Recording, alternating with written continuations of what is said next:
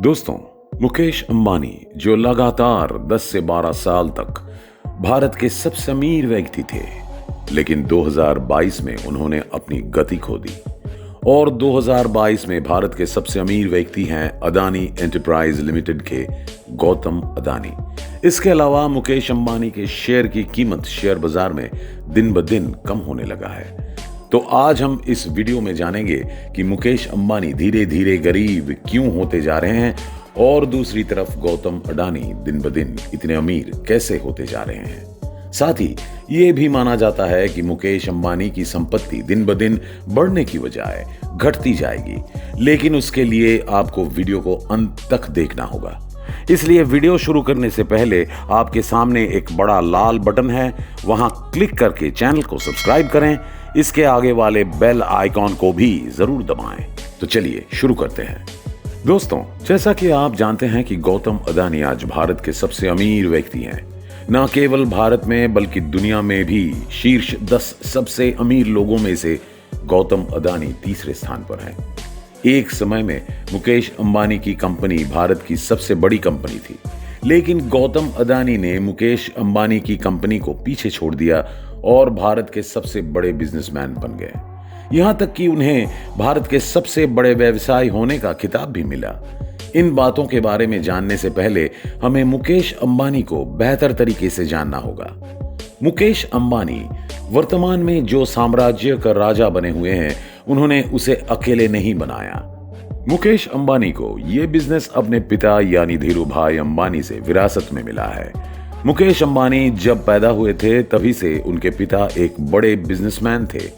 मुकेश अंबानी के पिता धीरूभाई अंबानी ने अपनी मेहनत से इस रिलायंस कंपनी का निर्माण किया था और बाद में इस विशाल संपत्ति को मुकेश अंबानी को सौंप दिया।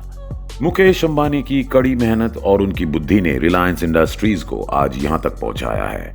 वहीं मुकेश अंबानी के प्रतियोगी गौतम अदानी की बात करें तो मुकेश अंबानी अपनी सफलता के चलते अब तक काफी पीछे रह गए हैं। गौतम अदानी का जन्म एक साधारण परिवार में हुआ था। गौतम अदानी के पिता पेशे में एक छोटे से व्यापारी थे और उनके पिता का कपड़े का व्यवसाय था।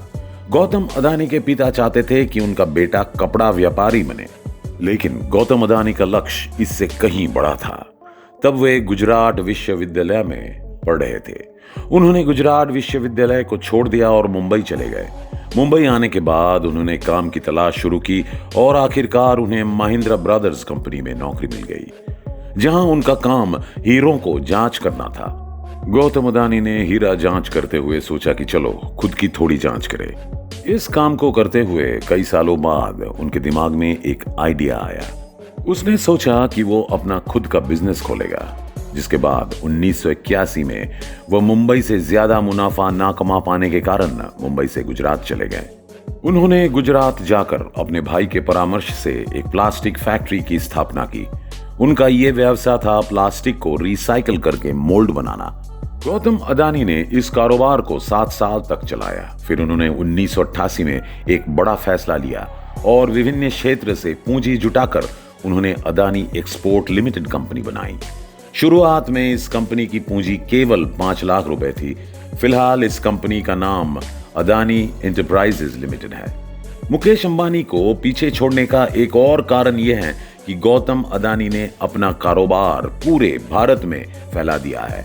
उदाहरण के लिए गौतम अदानी के पास airport business, port business, green energy business, food corporation business, gas business, electric business है। यानी भारत में ऐसा कोई सेक्टर नहीं है जहां गौतम अदानी का नाम नहीं है। यानी गौतम अदानी ने जिस पर भी हाथ रखा वो सोना बन गया है। आपको जानकर हैरानी होगी कि गौतम अदानी अपने बिजनेस से साल में 1.2 करोड़ अमेरिकी डॉलर कमाते हैं, जो भारतीय रुपए में लगभग 98 करोड़ 80 लाख 62 हजार हैं। अब आप सोच रहे होंगे कि अदानी का इतना बिजनेस है तो क्या हुआ, क्योंकि मुकेश अंबानी का बिजनेस भी कम नहीं है। भारत के लगभग हर क्षेत्र में मुकेश अंबानी का कारोबार है। अब सवाल यह है कि गौतम अदानी ने मुकेश अंबानी को कैसे पीछे छोड़ दिया। दोस्तों, इसके पीछे कई कारण हैं। गौतम अदानी की संपत्ति इतनी तेजी से बढ़ने का एक कारण उनकी कंपनी अदानी विल्मर भी है। इस कंपनी के शेयर अचानक से बाजार में बढ़ गई हैं।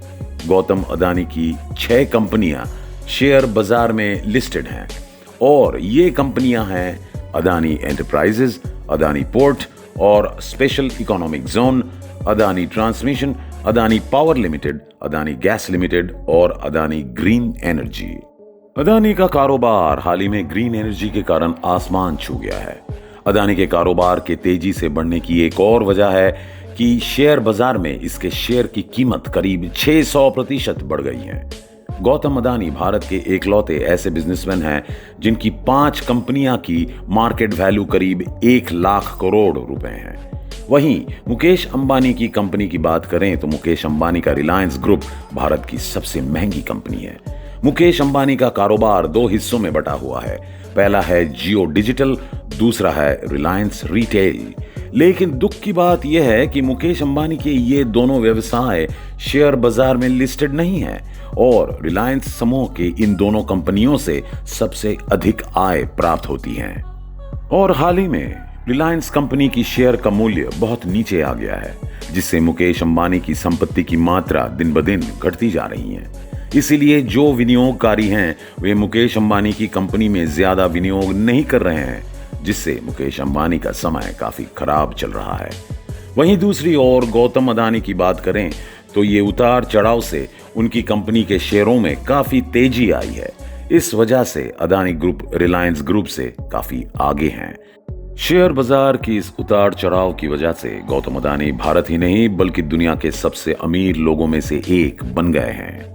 8 फरवरी 2022 एक ऐसा दिन है जिस दिन गौतम अदानी की संपत्ति आसमान छूती है, क्योंकि इस दिन Adani company Adani Wilmer market में जोरदार धमाका देखने को मिलता है, जिससे विल्मर एक दिन में करीब 40,000 करोड़ रुपए कमा लेते हैं।